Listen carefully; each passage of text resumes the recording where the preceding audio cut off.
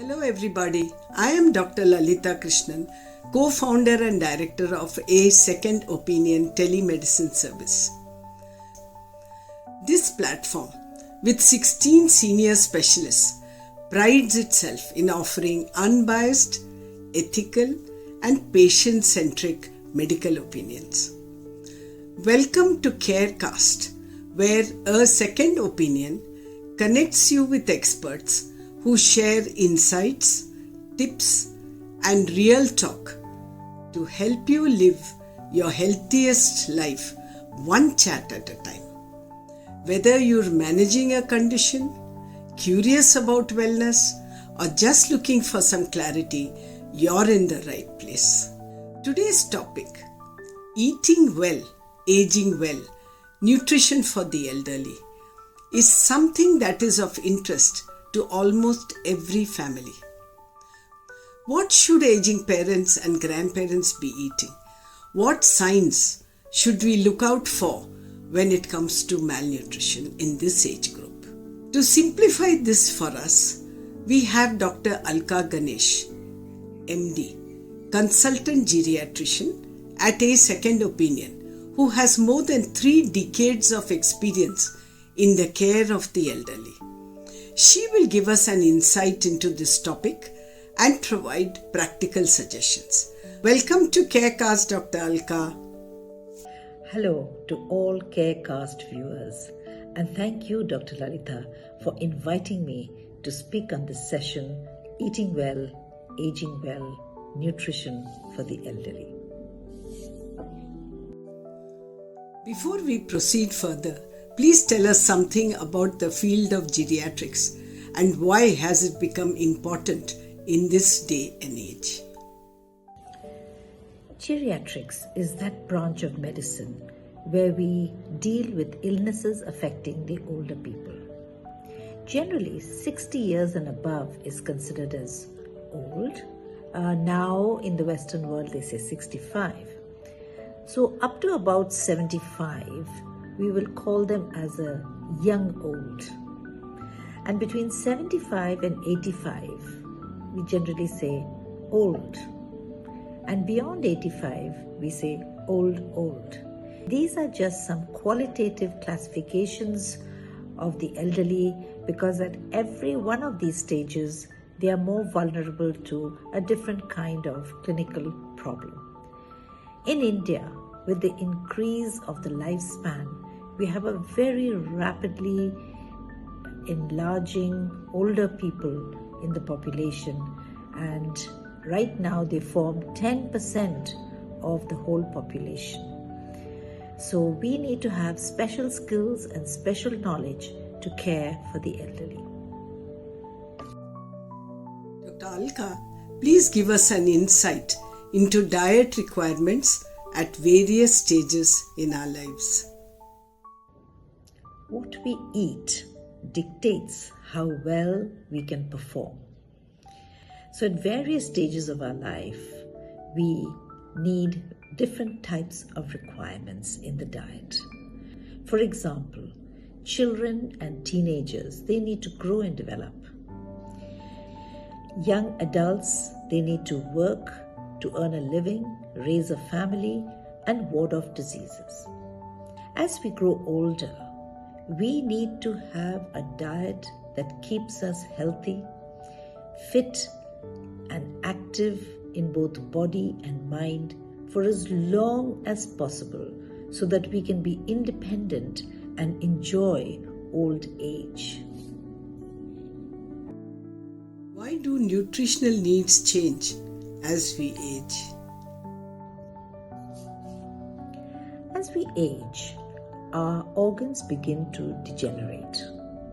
So our diet must contain enough nutrients to match these changes and make the process slower. For example, aging causes our bones and muscles to thin down, and this can result in falls, fractures, and if we are to avoid this, the diet must contain adequate amounts of calcium, vitamin D, and proteins. there's another thing that happens, and that is that our ability to burn calories is not as efficient as when we are young. And so you will see that older people tend to put on weight. But if we ask them to reduce the calories in their diet, we may be unintentionally depriving them of nutrients which they so much need. So the way out of this is to advise them to take nutrient-dense foods. What are these? Nutrient-dense foods are those which contain low amounts of calories and higher nutrients proportionately. So the examples of nutrient-dense foods are whole grain cereals, fruits, vegetables, nuts, dairy, and white meat and fish. In contrast, they should avoid eating sweets, sugar, honey, bakery items, which all contain a high amount of calories but have no nutritive value.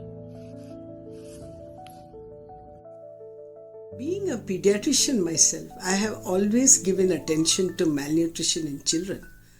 Is malnutrition common even among the elderly in India? Yes, malnutrition is very common in the elderly. One study done in India informs us that almost 18% of the elderly are malnourished, and that is 1 in 5. In addition, they found that 48% of elderly were on the borderline, that they were at risk of developing malnutrition. So if we put these facts together, it means that almost 2/3 of the elderly in India need more resources or more advice on how to eat a healthy diet. What then are the various reasons for malnutrition in the elderly? The reasons for malnutrition in the elderly are numerous. Now, if a person has sufficient income, a supportive family, and good living arrangements, a good healthy diet is within their reach. But this is not so for a large majority of our countrymen who do not have these essentials. Now, in addition to having good food and healthy diet available, still the elderly face many challenges because they may have very poor oral health. Their teeth may be very poor. They may be having infected gums. Taste buds do not function so normally in the elderly, and so they don't appreciate the food that is given. Many of them have a loss of appetite, which can be due to the many diseases that they suffer from. And most importantly, to eat well, one needs to have good mental health. And sadly, many of the elderly are unhappy. They have a lot of anxieties and they fear the future. So all these factors, either singly or together, makes it very challenging for the elderly to eat a good, healthy diet. What are the common nutritional deficiencies in the elderly in India, and how can we counteract this? Well, certain nutrients are required in larger amounts in the elderly for various reasons. One of these is proteins. Because we need to build up our muscle and bone as they wear away as life goes on, elderly require something like 1.2 to 1.5 grams of protein for every kilogram of their body weight. Now, this can be very hard to achieve in vegetarians because non-vegetarian food, meat or fish, contains large quantities of proteins, and one serving will give you something like 20 grams of protein. However, in vegetarians, protein is found in significant amounts in much of the food that we eat, but we do not eat them in large enough quantities. So we need to ensure that older people take enough of the following foods. For example, lentils, legumes, which are peas and beans. Milk is a good source of protein, so curds, paneer, or just plain milk is essential for older people. In addition, there are certain cereals which contain more protein than the usual rice and wheat that we eat. And these are the ancient cereals which we seem to have forgotten about, like millets and ragi, and whole grain cereals have more protein in the husk than refined cereals. The next item or nutrient that we should think about is vitamin B12, because as we age, the stomach lining becomes very thin and we are not able to absorb the B12 that is present in the food.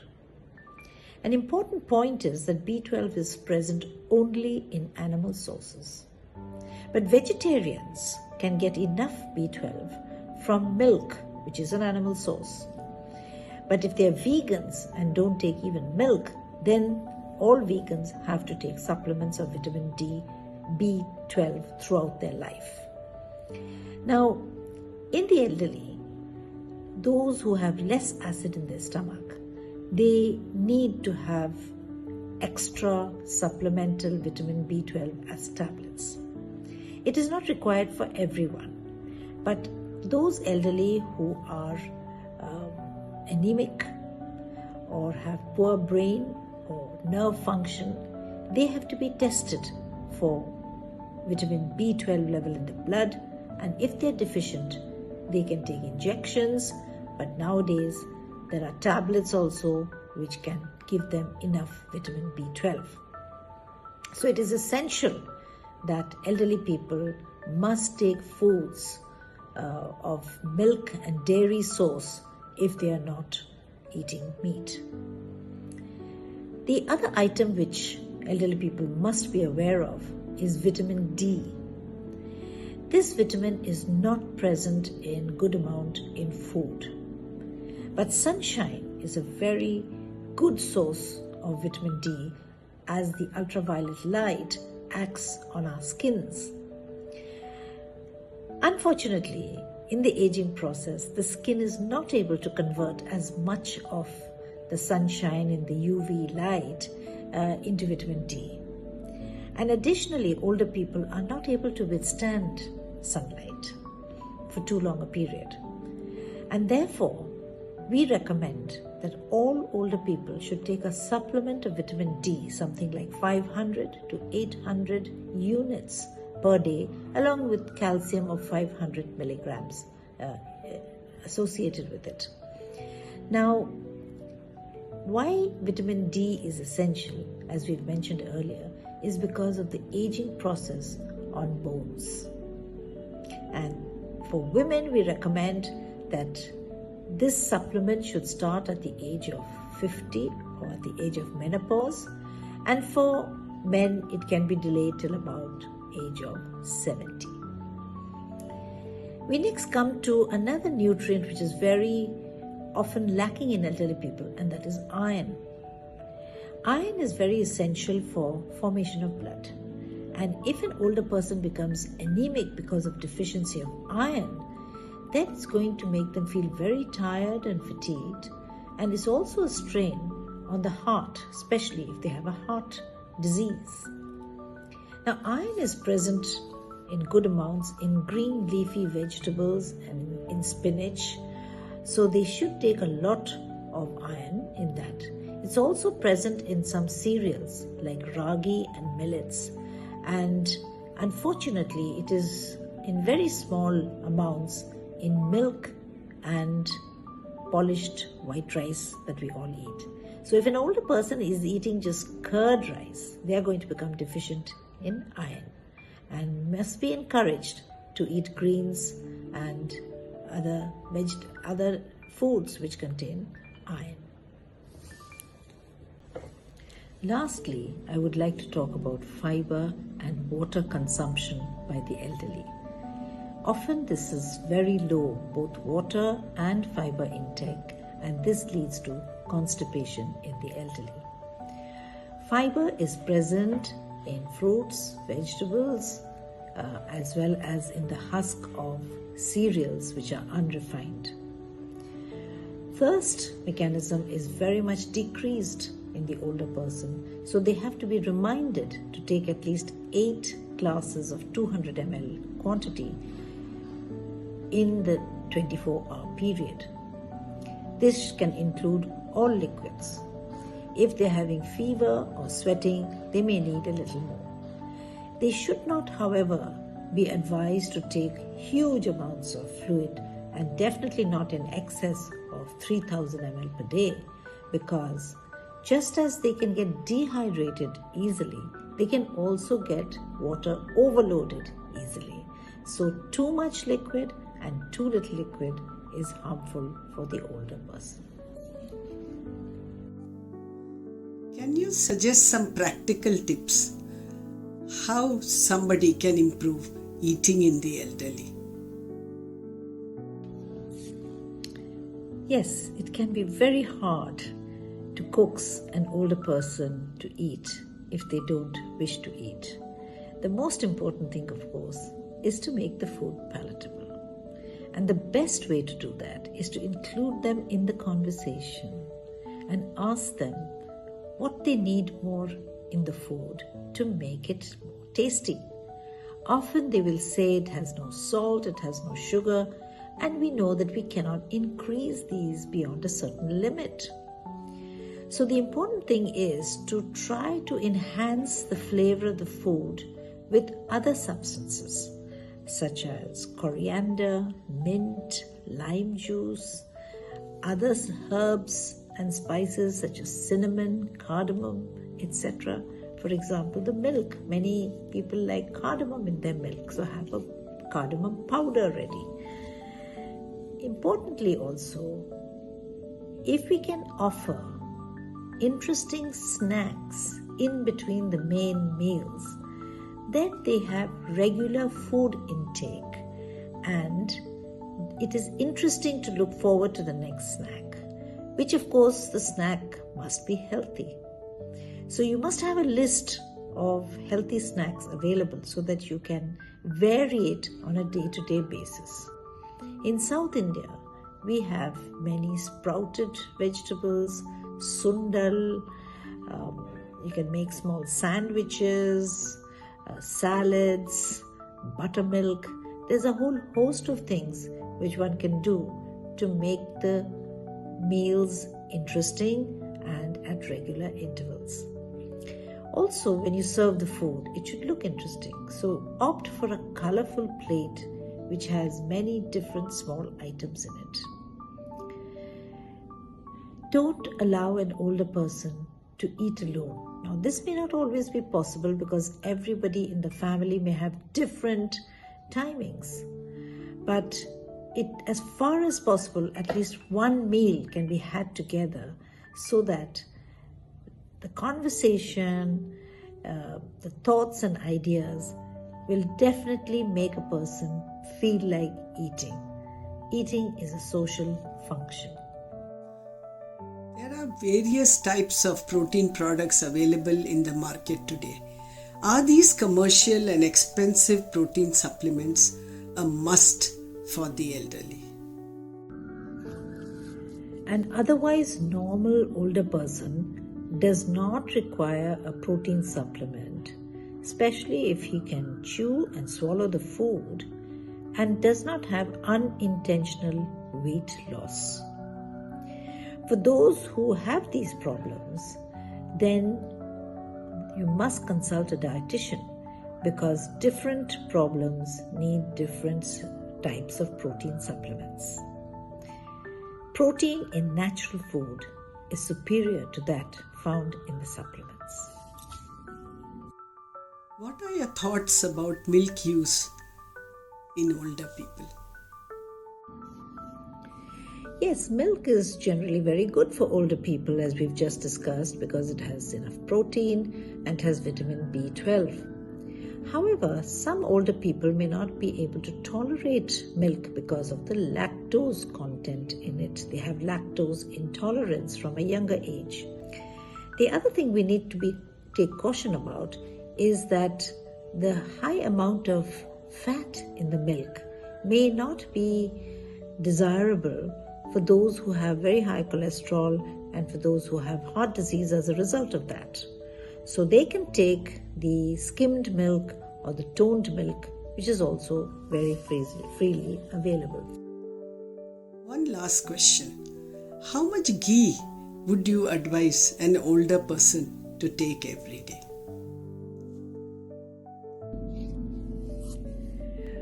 Well, ghee contains a lot of harmful fat because it is in the form of saturated fats, which is not really good for those elderly who have heart disease and high cholesterol level. However, as a flavoring agent, up to 1 tablespoon per day smeared on chapatis or over rice and dal is quite all right.